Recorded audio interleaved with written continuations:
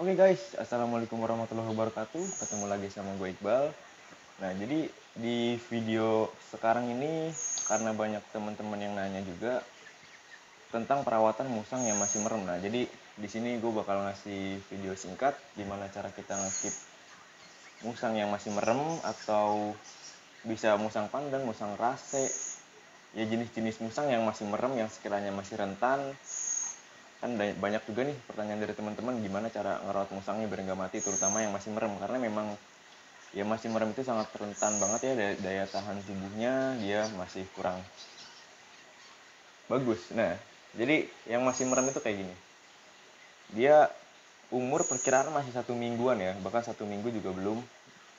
Jadi perawatan ekstra itu wajib banget nih buat yang kayak gini. Ini masih pada merem. Nah, ini musang pandan masih pada merem. Jadi perawatannya apa aja? Misalkan kita nemu musang 1 ekor, 2 ekor, 3 ekor, ataupun kita pengen nyoba melihara dari merem buat jadi pengalaman, boleh, dan bisa disimak videonya ya. Yang pertama-tama yang harus kita sediakan nih, ada keranjang ya, keranjang kayak gini. Kita bisa pakai keranjang ataupun pakai kardus, atau ya antara keranjang sama kardus lah, itu yang paling bagus ya. Nah, yang kedua, kita butuh alas. Di sini gue pakai karung goni kayak gini ya. Karung goni kita lipat pas sesuai sama dia, sesuai kotaknya. Nah, kayak gini. Nah, kayak gini ya. Kita lipat pas dia sama kotaknya. Dan kenapa gua pakai karung goni? Karena karung goni itu daya serapnya lebih bagus dibandingkan kain-kain lain. Jadi dia ada rongga-rongga pori-porinya, itu yang buat nyerap cairan-cairan dia kayak kencing segala macam, itu dia lebih nyerap. Jadi nggak akan basah ke si baby musangnya itu. Nah, jadi kita bisa taruh sini baby musangnya. Nah, yang kedua, ini yang jarang orang tahu dan yang pengen gue share. Jadi biar kita bagi-bagi pengalaman. Di sini gue pakai lampu reptil yang night headlamp 50 watt dari Exotera. Nah, jadi kayak gini ya. Gue pakai yang kayak gini. Kenapa pakai yang kayak gini? Karena dia low cahaya. Karena musang itu kan karakternya, maksudnya musang itu kan dia hewan nokturnal. Jadi dia aktif di malam hari. Kalau kena cahaya berlebih itu bisa ke mata, itu dia bisa katarak atau sakit, karena memang pada dasarnya dia hewan nokturnal ya, aktif di malam hari. Nah, jadi si lampu ini dia nggak ngeluarin cahaya sama sekali, cuman cahaya biru dan nggak bakal nusuk ke mata. Dan dari segi kehangatan dia bagus banget ya, bagus, hangat segala macam, dan cocok lah buat baby musang. Dan itu udah gue lakuin cukup lama dan efektif dibandingkan orang-orang yang suka pakai lampu ayam. Itu juga gue udah coba, alasnya pakai jerami udah gue coba, yang hasil basah, musangnya kedinginan dan akhirnya mati. Nah, jadi lampunya kayak gini ya, hitam, dia jadi nyala biru di tengah-tengah kayak gini. Nanti bakal gue contohin gimana kalau udah nyala. Nah, ini yang kita butuhin. Yang kedua ya, kalau ini semua udah ada, baru kita punya susu dan dotnya. Dotnya ini di pet shop biasanya ada. Kalau buat susu, gua sendiri pakai SGM 0-6, bisa pakai SGM 0-12 yang non laktosa. Nah, kalau udah peralatannya semuanya udah ada, baru kita bisa melihara baby musang ini. Nah, sekarang bakal gua susuin dulu babynya. Habis disusuin, gua bakal ngasih contoh lampu yang udah kepasang. Gimana sih masangnya, apa dideketin, apa di atas, jaraknya segimana, optimalnya kayak gimana, nyala lampunya berapa lama, karena ini kan wattnya cukup gede ya, menguras listrik juga. Nanti abis nyusuin si baby ini bakal gue kasih contoh simulasinya.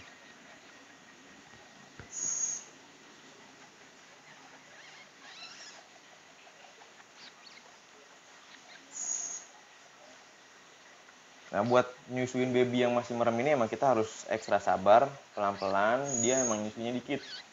Jadi jangan sampai kita tekan dotnya cuma kita pengen biar dia cepet kenyang, ataupun cuma kita pengen biar dia nyusunya banyak, biar badannya gede, biar segala macam, itu nggak ngaruh. Karena memang dia postur dan porsinya cuma segitu, jadi kita nggak bisa maksain dia buat banyak.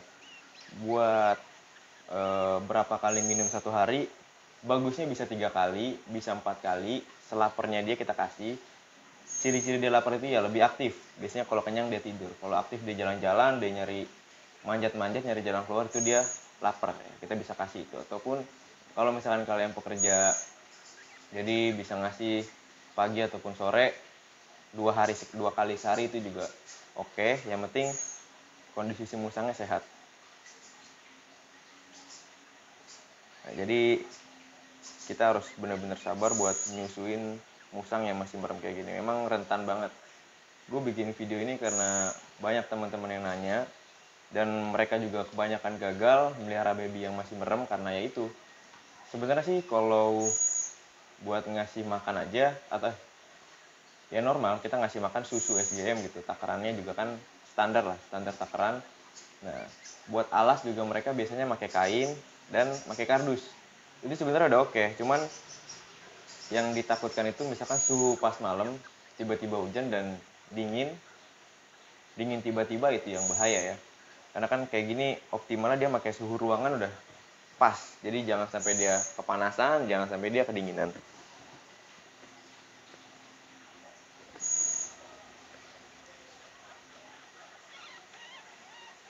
Jadi harus pelan-pelan, kita harus benar-benar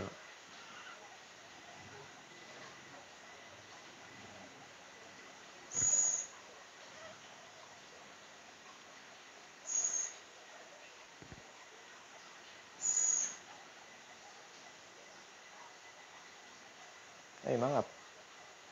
Nah,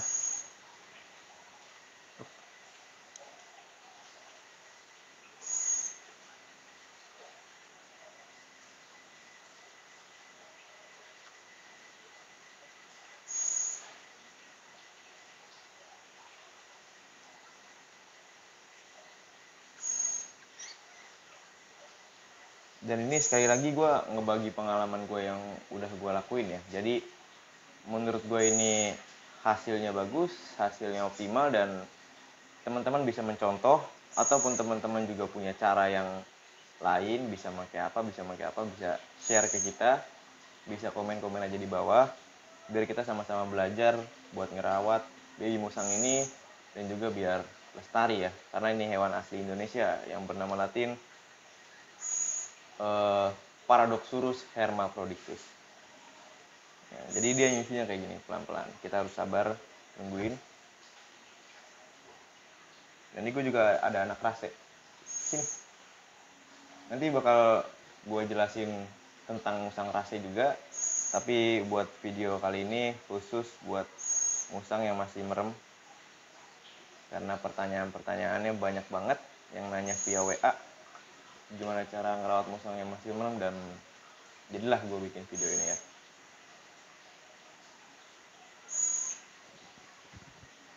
Oke, biar durasi nggak terlalu lama, kalian bisa lihat contohnya kayak gini.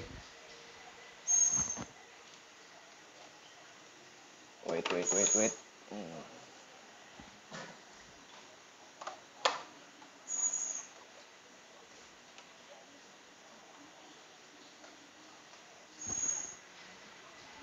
Nah, jadi ini gue juga ada tempat juga, ini buat rase. Jadi lampunya kayak gini ya. Ini lampunya panas banget, lebih panas daripada lampu ayam. Jadi si lampu ini cukup berjarak 1 jengkal kalau kita pakai keranjang. Karena apa? Keranjang itu kan sirkulasi udaranya lebih luas ya. Kalau misalkan kita pakai kardus, bisa taruh di atas kardus. Jadi jangan sampai si lampu ini masuk ke dalam kardus, itu bakal panas banget. Yang ada baby musangnya bakal dehidrasi. Nah, jadi kayak gini aja, jarak 1 jengkal sudah cukup. Dia panasnya ke samping, ke bawah, jadi anget. Pas ya. Ini emang tempat buat rase. Karena dia juga masih anget dan masih rentan juga. Oke. Jadi segitu aja video dari gua. Semoga bermanfaat. Buat teman-teman yang pengen nanya gimana cara-cara tentang yang lain di dunia permusangan ataupun hewan-hewan lain, bisa komen di bawah. Kalaupun gua tahu dan kalaupun gua ada pengalaman, pasti bakal gua share. Oke, thank you.